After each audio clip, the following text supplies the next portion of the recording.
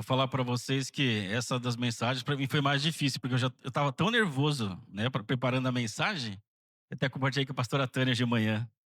Me deu dor de barriga hoje, né, fiquei ruim. Eu falei assim: "Olha, não foi fácil essa palavra não". Fomos dormir às 2 da manhã, acordamos às 7, mas faz parte, né, que vamos dar continuidade então à série de mensagens, né, do Êxodo ao Calvário, a Páscoa que transformou gerações. Para a gente falar do Êxodo, eu queria falar sobre Êxodo do capítulo 12 hoje, né. O que aquela geração nos ensina, quais são os erros, quais são os acertos, o que Deus fez naquela geração, o que Deus mostrou para aquela geração. E eu queria compartilhar com vocês essa palavra, né, de Êxodo capítulo 12, do versículo 1 ao versículo 14. Né. Quem quiser que está acompanhando, abrindo sua Bíblia aí, ou no seu smartphone, alguma coisa assim, eu vou estar lendo na versão NVT, né, que fala realmente dessa primeira Páscoa do capítulo 12, né. Só que além dessa do Calvário, eu intitulei essa mensagem também, essa mensagem falou muito ao meu coração, o pecado que escraviza e o sangue que liberta. Dentro dessa série, então, esse subtítulo seria o pecado que escraviza e o sangue que liberta. Então vamos ler lá, Êxodo capítulo 12, do versículo 1 ao 14, diz assim: Então o Senhor disse a Moisés e a Arão no Egito: De agora em diante, este mês será para vocês o primeiro do ano.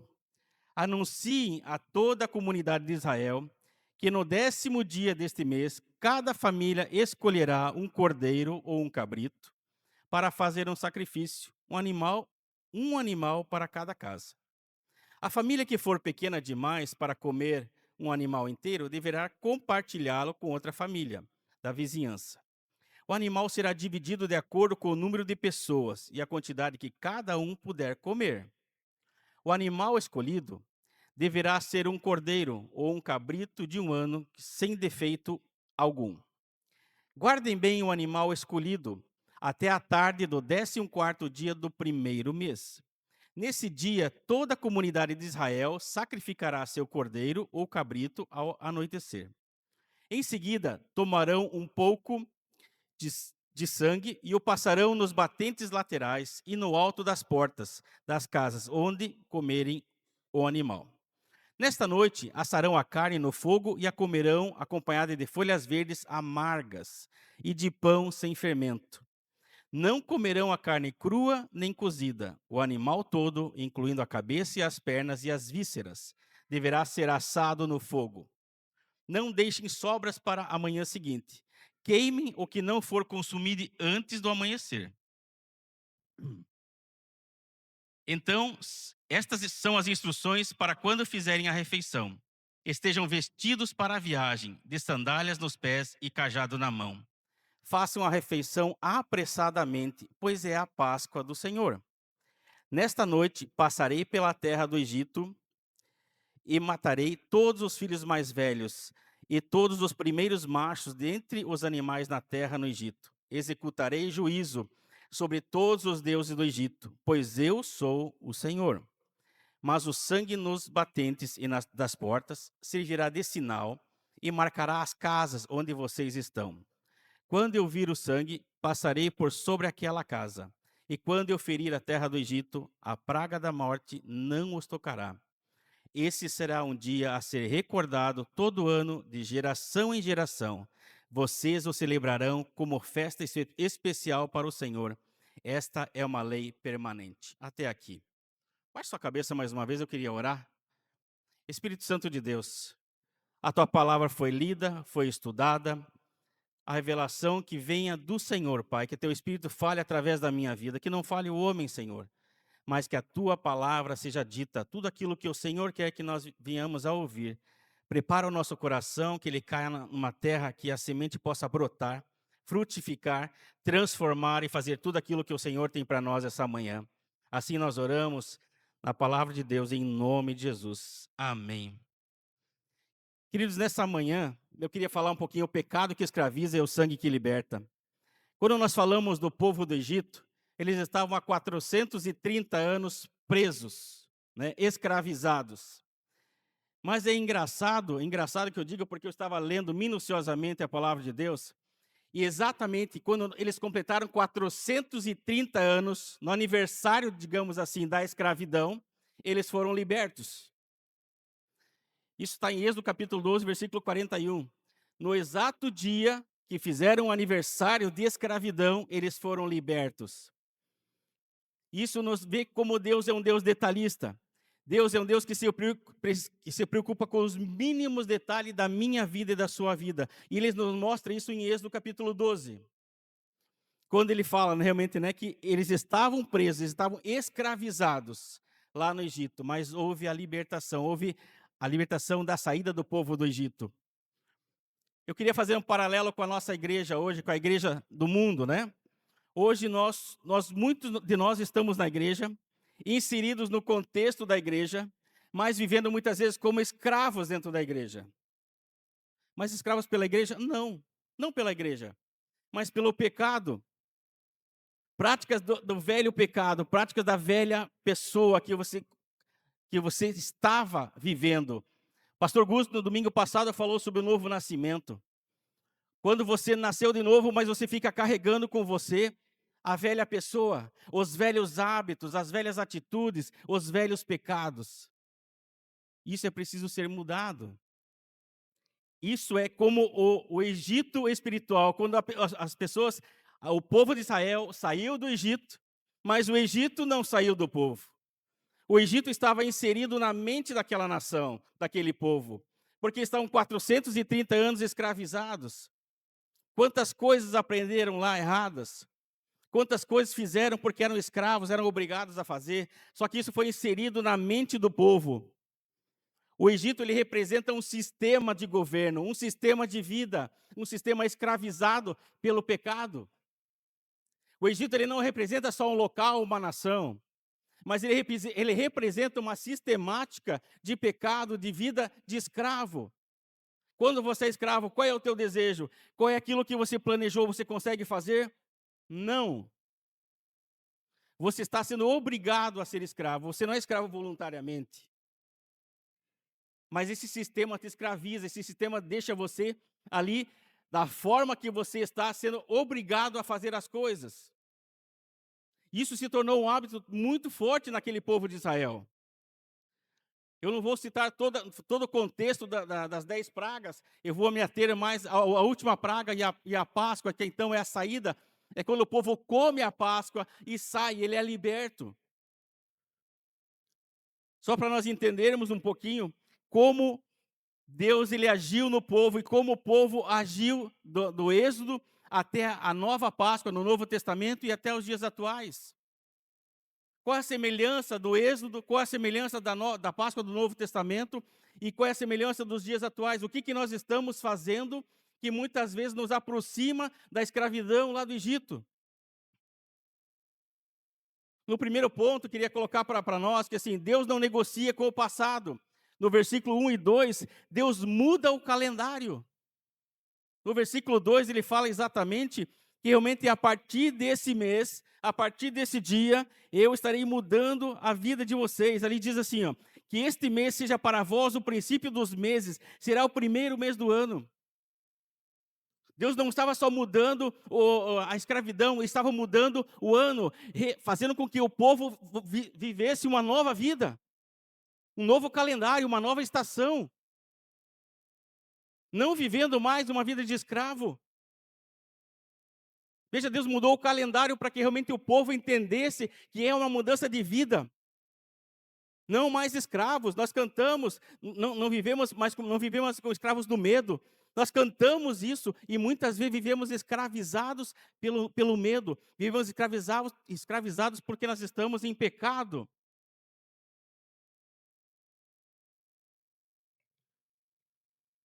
Deus começa tudo de novo a partir dessa data. E é quando nós conseguimos entender que Deus ele começou a trabalhar com a desobediência do faraó. Deus usou Moisés para falar para o faraó, olha, libera o meu povo. Faraó, Deus diz que no capítulo 11 de Êxodo, Deus fala que ele endureceu o coração de faraó. Nós entendemos que a desobediência ela traz consequências muito graves. A desobediência ela trouxe consequências das 10 pragas para o povo do Egito. E a partir da vida de Faraó, Deus começa a ensinar como a desobediência, Deus usou Faraó para ensinar para o povo que a desobediência traz a maldição. Quando nós desobedecemos a Deus, nós atraímos para nós maldições. Quando nós não estamos no centro da vontade de Deus, muitas vezes no centro da nossa vontade, do nosso egocentrismo, nós estamos fora da vontade de Deus. Nós estamos à mercê do mundo e de Satanás e seus demônios. Deus ele nos ensina através da desobediência de Faraó. Deus ele não reforma uma vida velha. Deus ele faz tudo novo. Deus exige mudança. Deus ele quer que eu e você, ele vai arrancar tudo que está enraizado na nossa alma. Tudo aquilo que vai afastar a nossa vida da presença dele, ele vai arrancar. Ele não vai pegar, que nem eu trabalho muitas vezes, eu compro imóveis em leilão, reformo e vendo. Pega uma casa velha e deixa ela nova. Deus ele não faz isso conosco.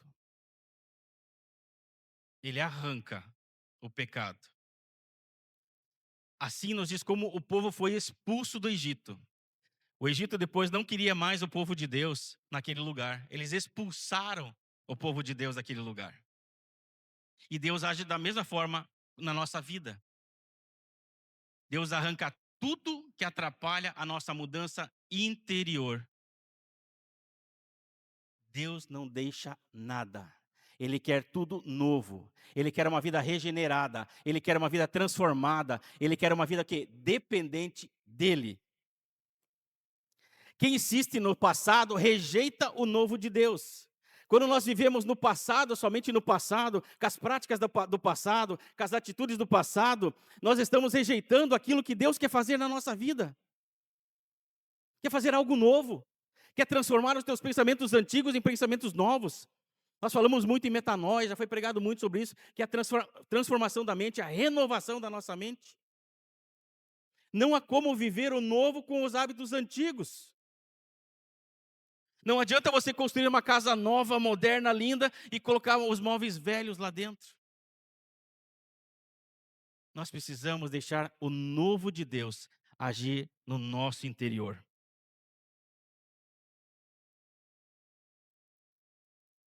Quando nós falamos em um novo, não há como, queridos, nós vivemos uma vida dupla dentro da igreja. Eu sou um santo marido na igreja, mas da porta para fora da igreja, eu sou um marido que realmente não honra a minha esposa. Eu preciso viver o evangelho aqui dentro e ali fora. Não há como viver o evangelho de transformação se nós não deixarmos Deus trabalhar, o Espírito Santo trabalhar no nosso coração. E quando eu falo coração, não é o órgão, coração é a nossa mente. A nossa mente precisa ser transformada. Quando nós queremos viver o novo de Deus, nós não conseguimos ser agente 007 dentro da igreja, uma bênção, e lá fora no nosso casamento, no nosso trabalho, na rua, nós damos péssimo testemunho. As nossas atitudes aqui dentro, graça e paz, irmão. Seja bênção, né? Você cumprimenta, abraça. Lá fora no mundo, nós não agimos da mesma forma. As nossas atitudes lá fora não condizem com uma vida de cristão. Eu sou crente. Crente todo mundo é. Crente é aquele que acredita em algo, que crê em alguma coisa. Cristão, não. Cristão, como até o pastor Carlos Alberto fala, né? Somos pequenos cristos. Nós representamos Cristo aqui. As nossas ações, as nossas atitudes têm que ser pautadas na palavra de Deus. Velhos hábitos mantidos escondidos. Queridos, já foi falado tantas vezes nos casais, já foi falado esse tema. Aqui na igreja foi falado. Aqueles grupinhos de WhatsApp que muitas vezes as pessoas têm no celular. Vocês viram quantas desgraças aconteceram essa semana aqui em Paranaguá? Sobre o WhatsApp? Porque o marido pega o WhatsApp da esposa, pega o celular da esposa, encontra coisas indesejáveis. A esposa pega o celular do marido, encontra coisas no WhatsApp indesejáveis. Internet, filmes.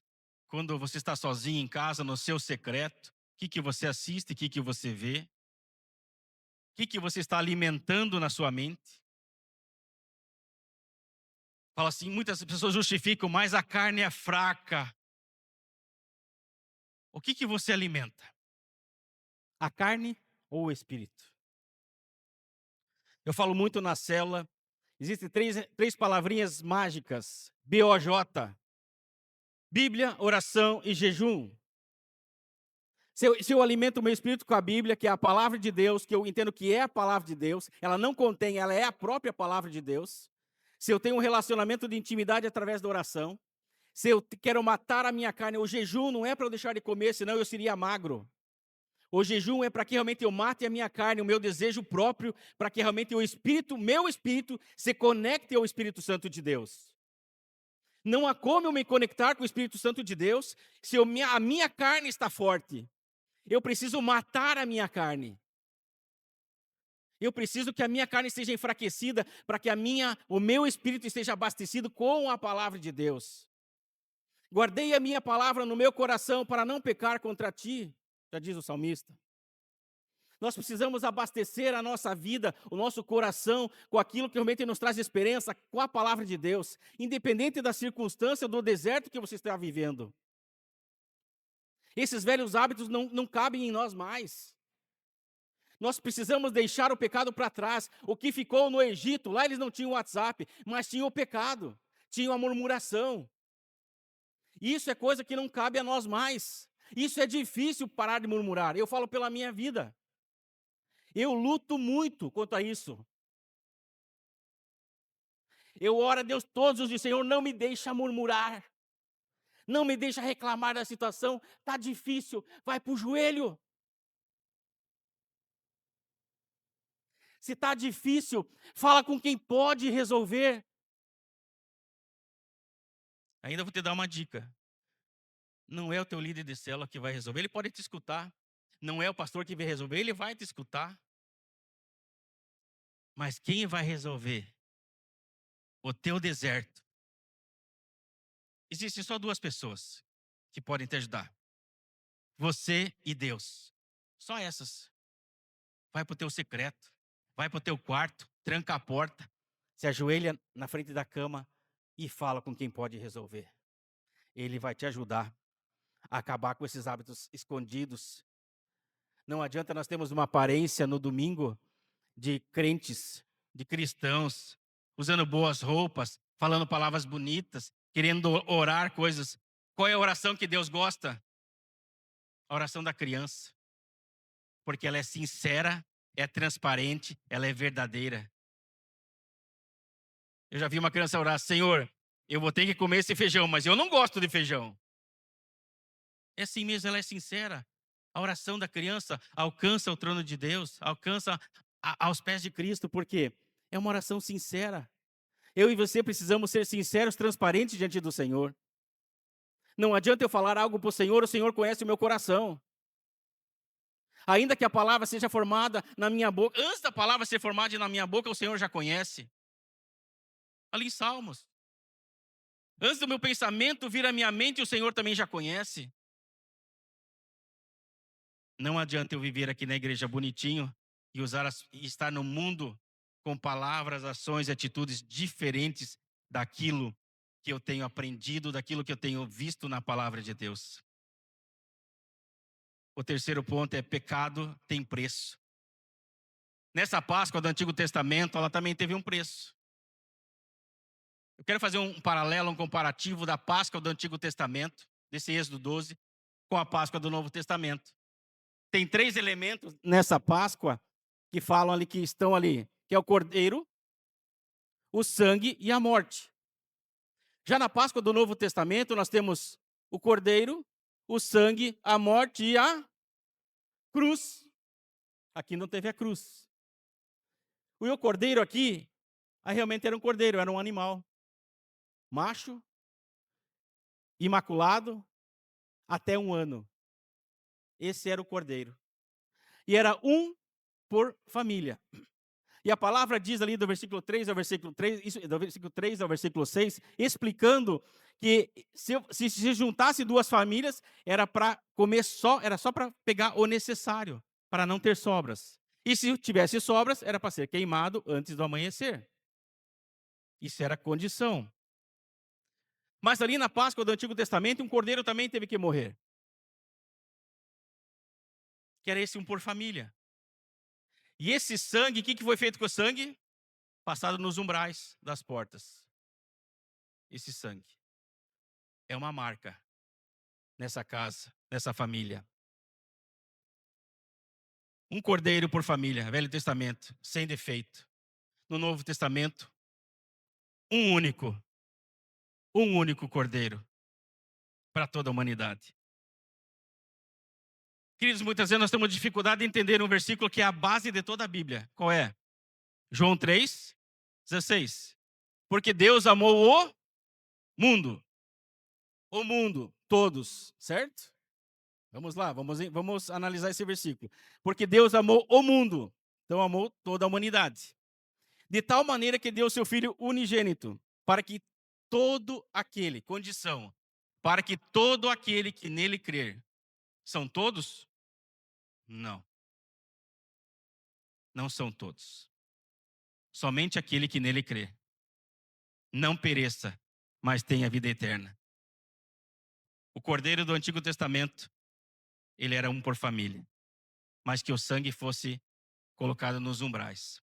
O cordeiro que é Jesus Cristo, no Novo Testamento, ele veio para todos, ele morreu por todos e por todos os nossos pecados. Então nós precisamos entender que João 3,16 ele fala do amor de Deus para com a humanidade, mas nem todos vão crer em Jesus, nem todos.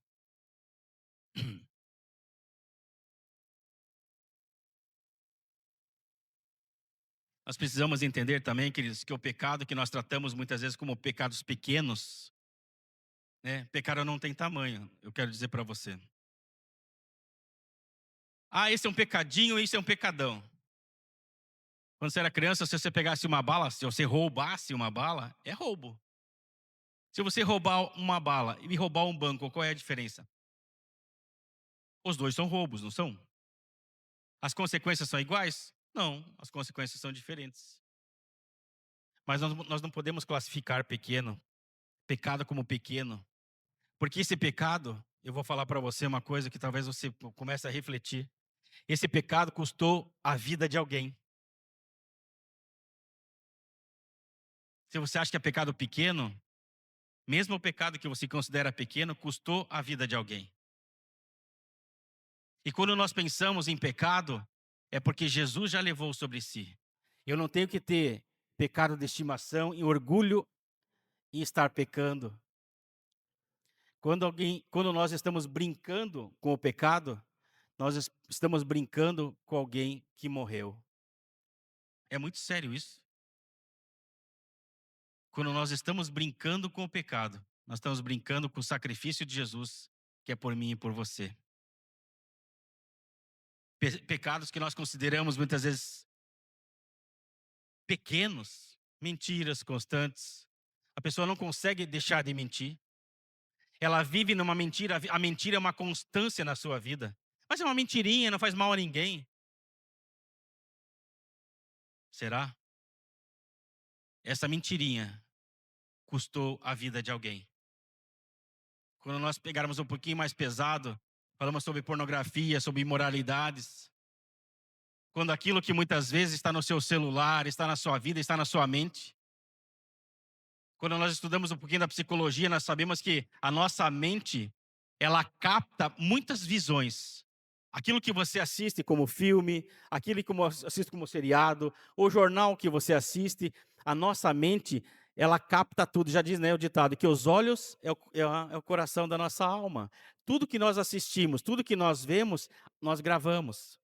E por que depois nós imaginamos cenas, porque nós já vimos essa cena uma vez. Ou num filme, ou uma pornografia, uma imoralidade que você vivenciou, e aquilo você guarda. Você não consegue deletar a sua mente, chegar ali e falar, não, vou deletar aquilo e vou deletar isso da minha mente. Minha mente não vai mais estar pensando nisso. Não existe como. O pecado, nós precisamos renunciar ao nosso pecado. Confessar o nosso pecado. Pedir perdão pelo nosso pecado. E tem algo muito importante, além de pedir perdão. Deixar. arrependimento, confissão, perdão e deixar. 4 partes. Não adianta eu me arrepender hoje, no domingo de manhã, na segunda-feira eu volto a praticar o mesmo pecado. Nós não podemos viver numa vida constante de pecados. Nós temos que lembrar que o sacrifício de Jesus foi pelo nosso pecado, foi pela nossa vida. Algo que atrapalha muito a nossa vida, a falta de perdão. A falta de perdão ela é algo que realmente nos dá legalidade a Satanás para agir na nossa vida. Nós precisamos entender que a falta de perdão, quando nós deixamos de perdoar alguém, isso gera uma raiz de amargura na nossa alma. E a raiz de amargura é que nem um câncer, ela vai se espalhando. Ela se espalha na nossa vida. Ela vai afetando a minha vida para com os outros, para com os demais. Quando eu deixo de perdoar. 99% do processo de libertação envolve falta de perdão. Eu não vou dizer 100 porque, né? Mas 99,9. Do processo de libertação envolve falta de perdão. Porque nós temos dificuldade de perdoar. Ou nós classificamos, isso eu não consigo perdoar. Eu quero te fazer uma pergunta para você refletir. Você não precisa me responder. Qual o pecado que Jesus levou na cruz, que ele falou assim, ia falar, esse pecado do livre estou eu não vou perdoar. Qual pecado foi na tua vida? Que Deus levou na cruz e falou assim, não, esse pecado da pastora Tânia eu não vou perdoar, é imperdoável. Qual foi? Existe algum? Para você refletir. Porque nós não podemos ficar e falar assim, Senhor me perdoa. Senhor me perdoa os meus pecados, assim como... Nós precisamos refletir, queridos, o que a Bíblia nos diz, o que a Bíblia nos ensina. Assim como nós perdoamos, diz a palavra. Reflita se realmente aquilo que foi feito contra você é indigno de perdão? Existe algo que você não possa perdoar? Eu quero falar uma coisa para você. Perdão, ele é decisão e é um processo. O nosso amigo Espírito Santo, né, eu chamo de ES, o nosso amigo ES, ele nos ajuda, ele é nosso amigo, é nosso conselheiro, é nosso ajudador, ele vai nos ajudar nesse processo de perdão. Eu não consigo, eu como carne, como corpo, alma e espírito, eu não consigo muitas vezes perdoar, é verdade. Mas quando eu decido perdoar algo ou alguém, o Espírito Santo entra em ação. Quando eu oro, Senhor, eu quero perdoar, eu decidi perdoar essa pessoa pelo que ela me fez. Está doendo muito. Está gerando raiz de amargura no meu coração, Senhor, mas eu não quero isso. Porque eu sei que essa raiz de amargura abre brechas entre eu e o Senhor. Entre o meu espírito e o Espírito Santo. E isso é tão sério que a Bíblia diz que a gente não deve dar o dízimo antes de ir lá me reconsertar com meu irmão. Deixe o teu dízimo no altar, vá lá e se acerte com ele, depois volte e dê o seu dízimo. Ou só na minha Bíblia que está escrito isso? A ceia é a mesma coisa. Você vai lá, se conserta com seu irmão, volte e tome a sua ceia. Não deixe de fazer as coisas do Senhor sem o memorial. Não deixe de fazer por causa do teu pecado ou porque você não conseguiu perdoar alguém. O perdão, lembrando, querido, é uma decisão. Outro pecado que realmente nos atrapalha muito é nosso orgulho, arrogância, soberba e altivez. O homem tem muito disso. No seu orgulho, da sua arrogância, Da sua soberba, da sua altivez. Quando nós achamos que nós conseguimos fazer as coisas. Quando nós achamos que nós temos o poder para mudar alguma coisa. Se a Bíblia diz que nem um cabelo cai da nossa cabeça sem a permissão de Deus. Nada acontece na minha vida e na tua vida se Deus não estiver naquilo, se Ele não permitir. Cuidado, queridos. O orgulho derruba muita gente. só que é preciso que nós peçamos, nós iremos pedir a Deus, quebra o meu orgulho. Nós cantamos isso, Senhor, quebra o meu orgulho, não é isso? Nós cantamos? mas nós precisamos viver isso. Quebra o meu orgulho, Senhor. Leva o meu rosto ao pó, para que o Senhor fale, o teu Espírito esteja governando a minha mente e o meu coração. E quem que nos convence do pecado, da justiça e do juízo? Eu consigo convencer você que você está em pecado? Não, não vou tentar e não tenho nem intenção disso. Quem nos convence do pecado, da justiça e do juízo? É o Espírito Santo. Nosso amigo Espírito Santo que nos traz a luz. Eu falo que tem duas pessoas interessadas no pecado. Uma é Satanás, que para trazer ele vem para revelar, mas trazer vergonha e humilhação. A segunda é o nosso amigo ES, o Espírito Santo. Ele vem para trazer a luz, a revelação, para que haja cura e libertação. Agora, você escolhe. Quem dos dois você quer que trate o teu pecado? Querido, se não há arrependimento, é muito dura essa frase. Se não há arrependimento, há condenação. Se nós não temos um coração arrependido, nós estamos condenados. Pense nisso. Quarto ponto, não é sentir, é obedecer. Queridos, é importante nós entendermos que não é sobre sentimento, é sobre obediência. Faraó nos ensinou o que nós não devemos fazer, que é desobedecer a uma ordem de Deus. Ali Deus falou para o povo, através de Moisés, que eles deviam fazer o quê? Pegar um hisopo e molhar os umbrais das portas. Para que quando o anjo da morte passasse, matasse os primogênitos, o povo de Deus não seria atingido. Nós precisamos obedecer. Tem um pastor baiano, amigo meu, ele fala assim, que o Antigo Testamento, ele é baseado em 4 letras. O O, o B, o D e o C. Pastor Aldo, grande amigo meu. Ele fala que o Velho Testamento, ele está baseado em 4 letrinhas.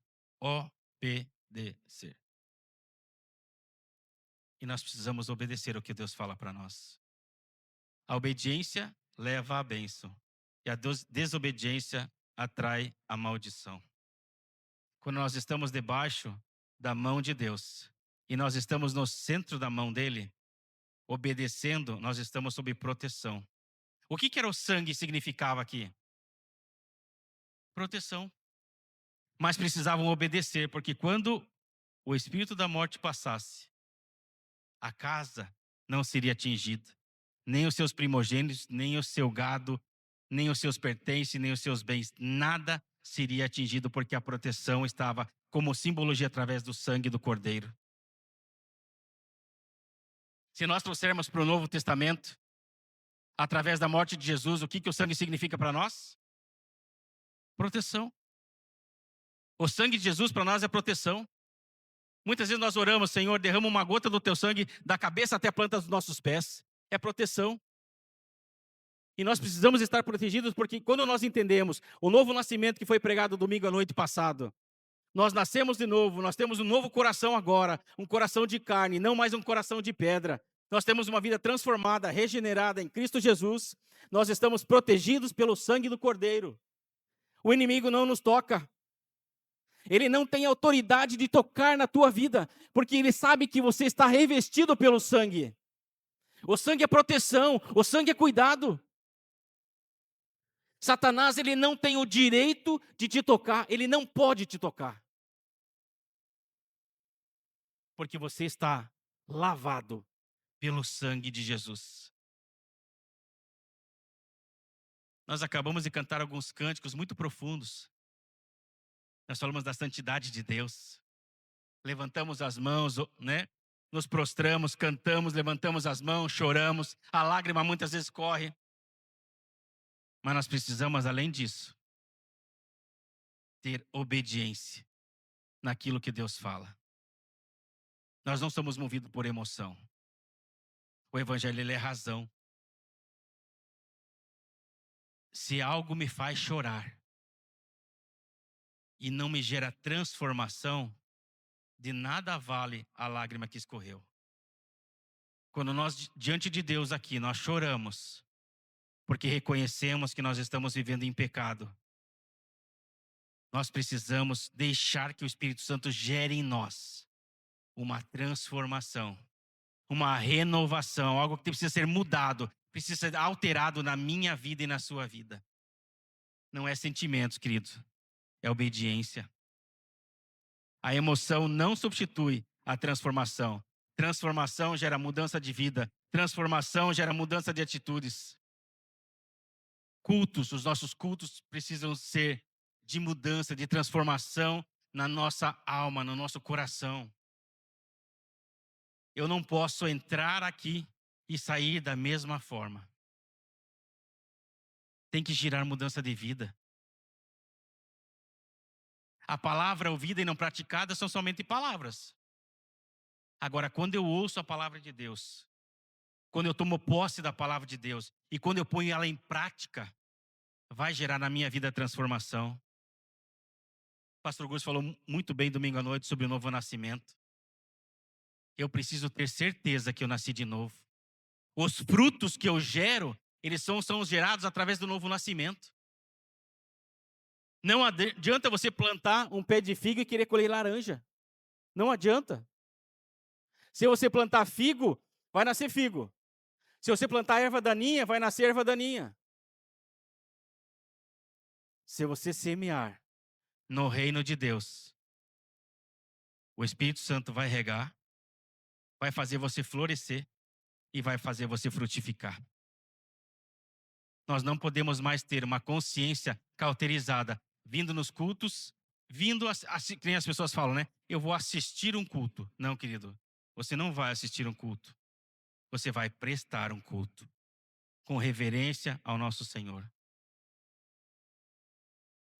Nós não podemos mais ter uma consciência cauterizada que nos afasta de Deus. Quinto, pecado escondido também condena, no versículo 8. Ele compara ao fermento. O fermento, para quem faz pão, faz bolo, ele ajuda a massa a fazer o quê? Crescer. Mas o fermento que ele está falando aqui é aquele fermento que contamina. Ele pediu para que não houvesse fermento na massa, pães asmos. Então, não, aqui também ele também usa outra palavra para esse pão, que é matzá, que é o pão sem fermento. É o pão sequinho, fininho. E ele compara o fermento ao pecado. Pecado é aquele que te incha, aquilo que te afasta, aquilo que faz você engordar de coisas que realmente vão fazer você se desviar do caminho do Senhor. O fermento aqui é aquilo que vai contaminar a carne, aquilo que vai separar o teu espírito do Espírito Santo de Deus. Esse é o fermento que ele está falando ali. Que realmente é aquele pecado que você costuma guardar como pecadinho de estimação. O povo saiu do Egito, mas o Egito espiritual não saiu do povo. Eles queriam que realmente muitas coisas permanecessem daquele jeito. Muitas vezes abrir mão do pecado de estimação é algo que você tem que se esforçar mais, jejuar mais, orar mais, abrir o seu coração com alguém para que ajude você em oração. Para que quando nós abrimos o nosso coração, o nosso pecado, nós abrimos para o outro, para que o outro interceda junto para conosco, para com Deus. E quando eu confesso o meu pecado, é porque eu reconheço que é pecado. E o Espírito Santo vai auxiliar, vai nos auxiliar a realmente a mudar a nossa vida, a gerar transformação, a não pecar mais aquele pecado que você considera, mas esse pecadinho aqui não tem nada a ver, é pequenininho. Pecado é pecado. É tudo aquilo que te afasta de Deus. No Novo Testamento, quando Jesus curava os enfermos, o que ele fazia? Pega a tua maca, levanta e não peques mais. Ele falou algumas vezes isso, porque o pecado estava relacionado, a enfermidade estava relacionada ao pecado da pessoa. Quando nós entendemos que esse pecado nos afasta de Deus, nós devemos tirar ele urgente da nossa mesa, da nossa casa, da nossa família, do nosso trabalho, do nosso celular.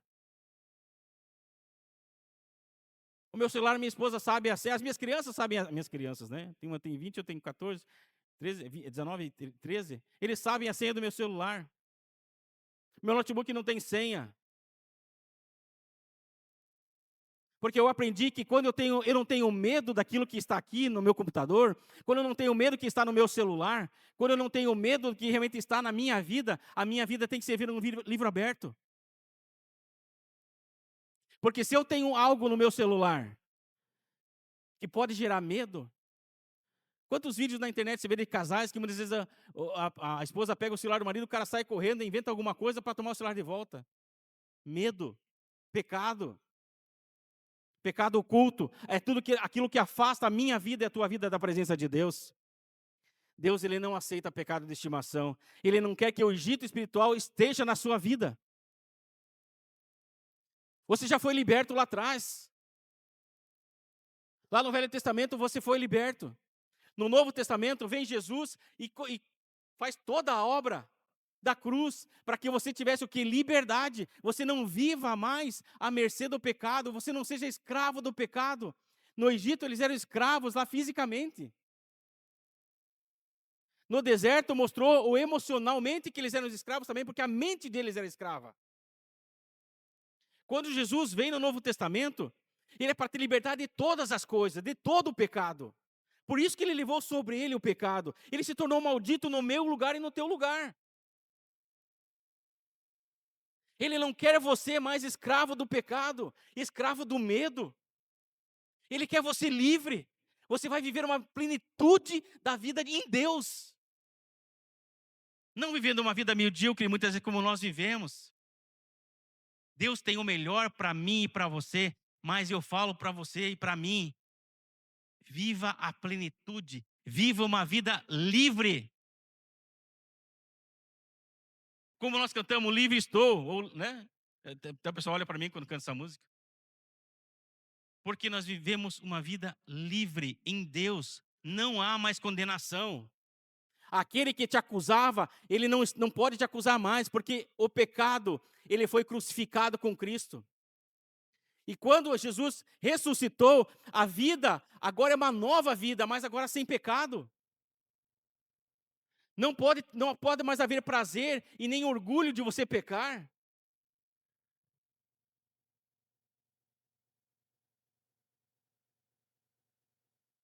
A Páscoa que o mundo celebra é uma Páscoa doce, com muito ovo de Páscoa, de chocolate, coelhinho. Eu não vou entrar nesse mérito agora, explicar o que é o coelho e o que é o ovo. Não vou explicar isso hoje. Mas se eu fosse vocês, procuraria o que significa o ovo e o coelho para a Páscoa, para o mundo.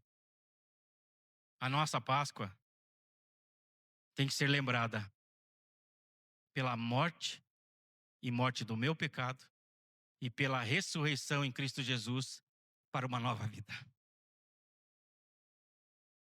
A nossa Páscoa ela não é doce, queridos. A Páscoa aqui era um cordeiro e com raízes amargas. Eu não posso deixar que o meu pecado seja tão leviano, porque custou a morte de Jesus, por mim e por você. Nós temos que entender que o pecado que ninguém vê, ele está destruindo você por dentro. É como um ácido dentro do teu organismo que está te corroendo e você não está vendo. Tudo aquilo que você está alimentando a tua mente está te corroendo por dentro. E você tem o poder de mudar isso. Item 6. Pare de enrolar, sem procrastinação. Ali no versículo 11 ele diz: comam depressa, saiam imediatamente. Eles comeram com a sandália nos pés, com o cajado na mão, com a mochila nas costas. Eles comeram a Páscoa e falam assim: saiam imediatamente. Por que ele está falando isso? Não queiram mais ficar no Egito. Saiam desse lugar de escravidão. Saiam daí e venham ter uma vida com Deus, uma nova vida. Saiam desse lugar do Egito, que é um sistema, como foi falado no começo. É um sistema que contamina a nossa mente, contamina o nosso corpo, contamina os nossos pensamentos, pensamentos impuros, tudo aquilo que nos afasta de Deus. Esse é o Egito espiritual, aquilo que realmente causa dano à nossa mente, dano ao nosso espírito. que consideravelmente ele nos afeta a ter uma vida no Espírito Santo. Ah, mas eu não consigo orar. Eu não consigo ler a Bíblia. Ah, mas eu não consigo jejuar. Por quê? Ler a Bíblia, ler a palavra de Deus, é quando Deus fala conosco, também através da palavra. Deus fala através de sonhos, Deus fala através de revelação, Deus fala através de um irmão, Deus fala de diversas e inúmeras formas. Deus não tem, não é limitado. Deus ele fala com você através do louvor. Quanto se tira a presença de Deus louvando hoje? Deus fala através da nossa adoração. Deus fala conosco através do louvor que cantamos, que entoamos. Nós glorificamos, exultamos a presença dEle. Mas eu tenho que ter pressa de sair desse Egito, desse deserto, desse sistema que a minha mente foi, talvez pelo mundo foi forjada. Eu não posso permitir que isso continue na minha vida, na minha casa, na mesa, na família, no meu lar. Isso está te corroendo por dentro. E se você não tiver pressa, Deus fala para você hoje: larga o teu Egito, abra a mão do teu Egito, que a terra prometida está diante de você. A procrastinação espiritual vai falar assim: ah, depois eu busco, depois eu leio a Bíblia, depois eu jejuo, depois. É que nem o adolescente quando se manda lavar a louça. Pai, daqui a pouco eu vou, depois eu vou. Com Deus não dá para nós sermos assim, queridos. Não é no nosso tempo. Lá em Eclesiastes 3 fala que há tempo de nascer, há tempo de morrer, há tempo de todas as coisas. Mas com Deus o nosso tempo é hoje. Eu preciso hoje ler a palavra. Eu preciso hoje orar. Eu preciso hoje jejuar. Eu preciso hoje buscar a face do meu Senhor. E muitas pessoas falam assim: depois eu mudo. Mas nem é tão grave assim. Queridos, pecado é tudo aquilo que me afasta da presença de Deus. Ali, quando você lê Êxodo, eu li Êxodo, achei fantástico Êxodo, mas eu li devagarzinho, prestando atenção nas vírgulas, quando Moisés está na tenda do encontro. Eu uma vez trouxe uma mensagem: queridos, como quando nós estamos na tenda do encontro com Deus, quando nós estamos com Deus face a face, quando eu estou no meu quarto de joelhos, com meu rosto no pó, eu reconheço a soberania de Deus. Deus, tu és inigualável. Deus, tu és incomparável. Não há Deus como o Senhor. Só há o Senhor como Deus da minha vida. Espírito Santo, toma-me, Senhor, e me ajuda a ser totalmente dependente de Ti. Derruba o homem que há em mim.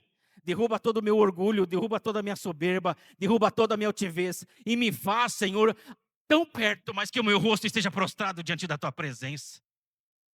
Porque ali na tenda do encontro, pode ser no teu quarto, pode ser na tua sala, é aquele momento que você separa para estar com Deus. É ali onde que Deus fala. É ali onde que Deus se manifesta. Ali onde que Ele te toca. Ali onde Ele te cura. É ali onde Ele te liberta. É ali onde o Egito da tua mente é retirado.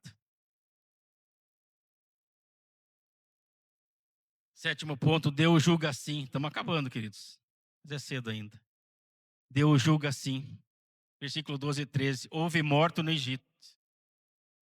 Morreram todos os primogênitos, dos homens e também dos animais. Foi a execução do juízo de Deus pela desobediência de Faraó. Deus é amor, muito amor. Deus ele é o próprio amor. Mas Deus ele é tão amor que Ele também é justo. Deus ele não quebra a sua própria lei. Deus ele é amor, muito amor, queridos. Se eu pudesse contar para vocês tantas vezes que Deus me amou, eu sei que Ele me ama muito todos os dias. Quantas experiências eu já tive com Deus. E eu tenho até hoje. Mas Deus também ele é justo. Queridos, o pecado é uma escolha. Ah, a carne é fraca. Fortalece teu espírito. Que a tua carne não, ela vai permanecer fraca mas tão fraca que só o Espírito vai ter acesso ao Espírito Santo e ele vai governar a tua mente. E ele vai governar o teu coração. Fortalece o teu espírito através da palavra. O pecado que não é tratado, ele é julgado. O pecado que não é confessado, ele é julgado. A desobediência de Faraó trouxe consequências. Essa foi a última praga, a morte dos primogênitos. Mentiras que destroem. Deus entende, claro que sim. Todo mundo faz, mas não dá nada. Cuidado. A desobediência tem um preço. E um preço muito alto. A consequência vem para mim, dos meus atos, das minhas atitudes. Mas quando eu penso que o sangue de Jesus me cobre, ou o sangue de Jesus me cobre, ou o juízo vai me alcançar.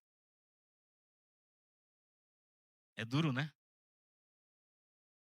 Ou o sangue de Jesus vai me cobrir, porque eu nasci de novo e eu entendi que quem é Jesus, ou o juízo me alcança. E o último ponto, não tem como deixar de falar dele. A única saída, oitavo ponto. O sangue fazia diferença. O sangue de Jesus me cobre. O sinal estava nos umbrais. O sangue de Jesus que verteu na cruz por mim e por você. Ele me cobre. Ele me protege, como nós já falamos. Ele está à minha disposição. Satanás não pode nos tocar quando nós estamos lavados pelo sangue. Eu falo isso com propriedade. Ele não nos toca. Ele não chega nem perto. Porque o sangue repele demônios, repele Satanás. E eu preciso dar tão valor a esse sangue. Esse sangue custou a vida do meu Salvador. Esse sangue, ele me lava, ele me purifica. E por que eu ainda quero viver no pecado? Por que eu quero viver no Egito espiritual? Não mais, queridos. Não mais. Esse sangue tem poder, o nome de Jesus tem poder. A Bíblia fala que não há outro nome acima do nome de Jesus. Ele é o único nome. Essa é a tua Páscoa. Esse é o teu Jesus. E eu vou te dizer algo, ele não está morto como no Antigo Testamento foi um cabrito. No Novo Testamento ele ressuscitou ao terceiro dia. Ele te deu a vitória através da cruz. Ele te deu a oportunidade de você ser chamado seu filho. A Bíblia também diz lá em Efésios, honra teu pai. Quem é o teu pai? Honra teu pai, o teu Deus. Honre com a sua vida. Honre com as suas atitudes. Deixa o Egito espiritual sair da tua mente. Deixa o pecado sair do teu coração. Deixa o pecado sair do teu DNA. Você pode fazer isso. Você tem esse poder nas suas mãos. Jesus fala, eu vos dou poder e autoridade para pisar em serpentes e escorpiões.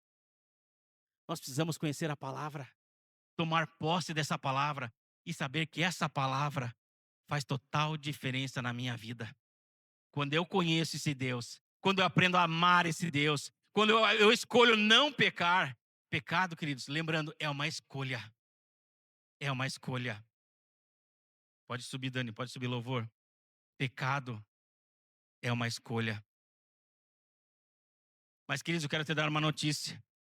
Não é sua história, não é sua aparência, não é seu tempo de igreja. É vida com Deus. Celebre a Páscoa todos os dias. Você tem essa oportunidade de celebrar a Páscoa todos os dias. De se prostrar diante desse cordeiro. E pedir que ele te lave com o seu sangue, que proteja a tua vida. Eu vou te dar uma notícia. Ou é arrependimento real, ou é nada. Com Deus não existe meio termo. Não existe estar em cima do muro. Ou você é quente, ou você é frio. Ou você é de Jesus, ou você é do inferno. Desculpa a sinceridade. Não existe meio termo. Mas eu quero te dar uma notícia também. Assim como Maria, escolha a melhor parte. Não fique mais no Egito espiritual. Não fique mais no pecado. Escolha ser uma geração escolhida, separada. Escolha ser um servo fiel ao Senhor. Escolha amar ao Senhor sobre todas as coisas. Escolha a melhor parte. Não escolha ser prisioneiro mais. Você é livre.